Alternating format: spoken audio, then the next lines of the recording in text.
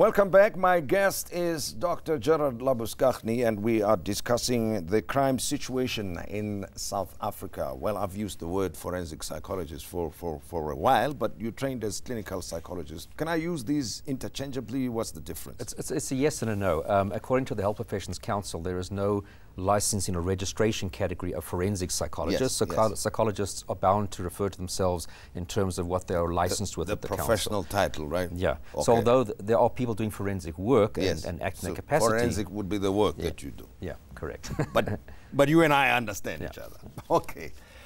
Well, let's stay with the fact that as much as we're talking about the individual criminals, our society somehow is used to this. The criminals are produced by our own society.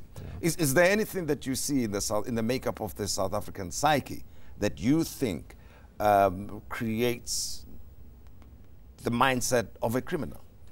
I wouldn't say that there's something in the psyche of the country. I think it's going to be those more of a variety of factors, like historical factors, like I mentioned earlier. Economics is going to be a huge impact. You know, if people don't feel they can get ahead in life, they don't get an education, they can't get work, that is just a massive driving factor for people to start engaging in activities that are illegal in general. And then I think you just get the stepping stone process. You see, the thing is, Gerard, that the violent nature of crime, that's what concerns a lot of people. It seems very cruel in some instances when people break into homes of people and torture women and children and all sorts of horrific things that happen, even in car hijackings. Yeah, and again, some of those are going to be committed by people who might be classified, for example, as a psychopath, and that might have to do with their upbringing, the violence they were exposed to, etc., that becomes normalized, and just the general personality development.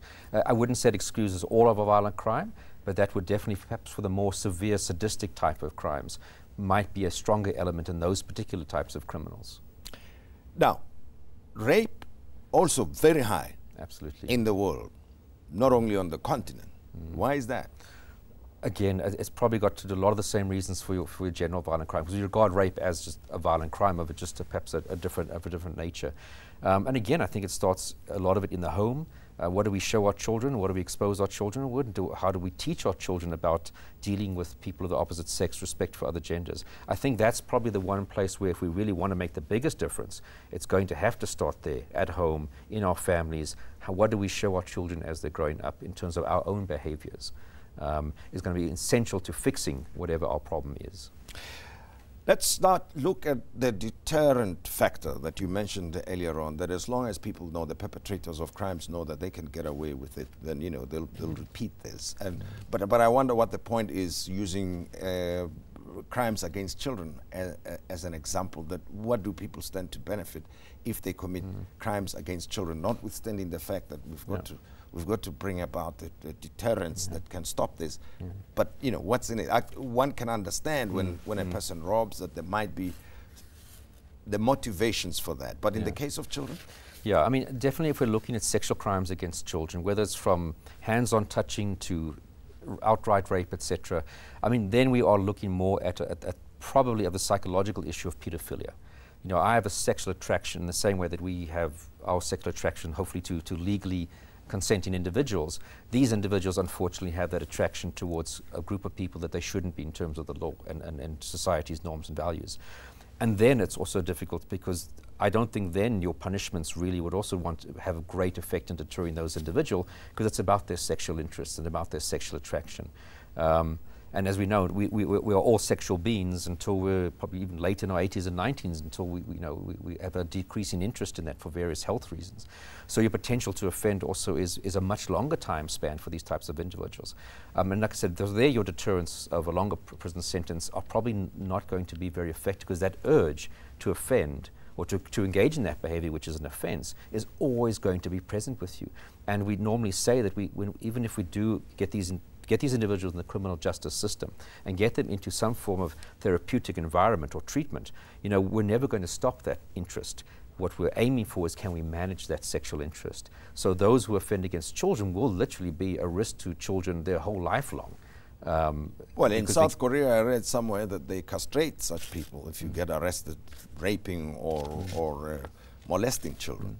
Would you think it would be a useful deterrent then? Well, the government would never go for it, and whether it would be an effective deterrent, it probably would some people will be even more likely to be deterred. But we also know that a lot of sexual offences are committed with your hands and not the genitals, you know. So it would perhaps stop some, but it would not stop everybody. Well, there's also the call for the death penalty, because people think that they've had enough of the ongoing violence against people, the murder rate that is escalating. They feel powerless. And of course, the capacity of the state to deal with such crimes seems to be diminished, as per the examples that you gave. And I think it's absolutely normal that you get people increasingly ask for these desperate measures because they don't see changes taking place in terms of the stats, which means there isn't proper changes being taken place in terms of the policing and the prosecution of these crimes. And it's understandable that people get to the point where they say death penalty, castration, and all those other things, because they feel what else is working at this point in time. Yeah, but then here we are a society that feels powerless.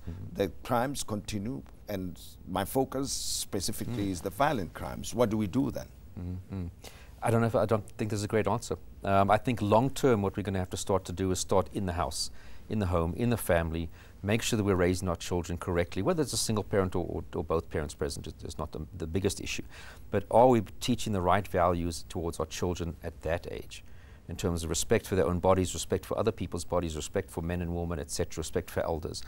That's, I think, the biggest changing point where we can start to create change. Because once we've got problems and people are already committing these crimes, like I said, then we really are just left with the punitive types of step and a little hope that maybe some rehabilitation. But the state has the monopoly over power, right? To use whatever means to stop people from committing violent crimes.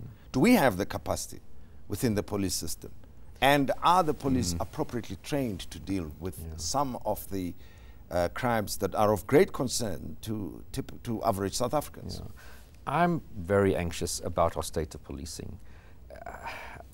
I'm not sure, I'm not seeing or hearing what I would like to be hearing about changes, the things that I think that they want to implement, or the changes that have been implemented over the past few years. I think there have been some beneficial changes, but I don't know how long it'll take for us to actually fix it. I think it's going to get worse, unfortunately. It's very sad for me to say this because I still have a lot of respect for the organization. But I think we're going to get a lot worse before there's going to be some drastic changes to create a better policing environment. Why is that? I don't see that. I just don't see the right changes being made.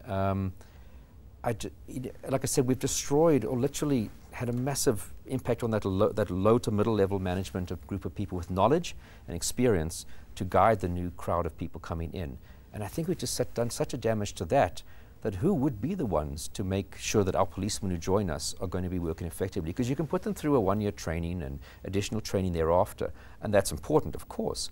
But if you don't have on a day-to-day basis someone who's managing them properly, guiding them further for the next year or 2 or 3 till they really become capable of dealing with most things independently, we're never going to fix it. And I don't know whether we've got people in those levels of rank. But I wonder, Gerald, what is it that you've learned in your line of work that you think might be beneficial to us, that we can somehow use in the way we manage our own immediate situation? Because a lot of people live in fear.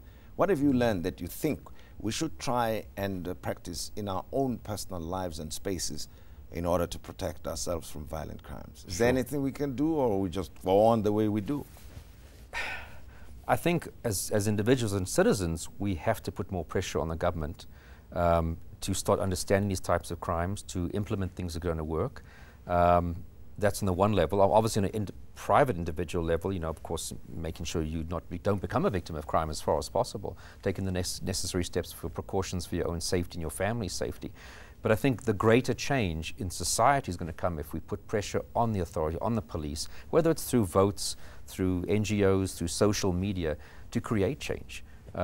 That's going to be the only thing that's going to create the long-term change. And informed change, not just let's close this down because this sounds like a good idea and let police stations deal with things. Almost listening to the policemen on the ground, what do they say is going to work? Because like I said, when you had those changes in 2006 with Salebi closing down those units, I could not find a single policeman who thought this was a wonderful, great idea.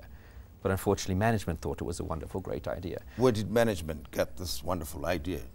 Well, I mean, if you look at the history of what happened to Jackie Salebi, one can wonder why he can speculate what some of the motives would have been behind closing down some of the very successful units in terms of policing in our country. So as we end it, that's your position, it's going to get worse before it gets better? I I hope I'm wrong. I really hope I'm wrong, and I'll be happy to say I'm wrong in a year or two's time if the stats show something different overall. But unfortunately, I do think it's not going to be fixed in a year. No, I don't think so. Sadly so. Gerald, thanks very much. Thank you for having been our guest. And that's clinical psychologist Dr. Gerald Labuschagne sharing his thoughts with us. He's been with the police for more than 14 years and a psychologist who's helped solve many, many crimes within the police system, that's sharing with us his own thoughts. And thank you for joining us this evening. Until next week, this is the Modise Network saying goodbye to you.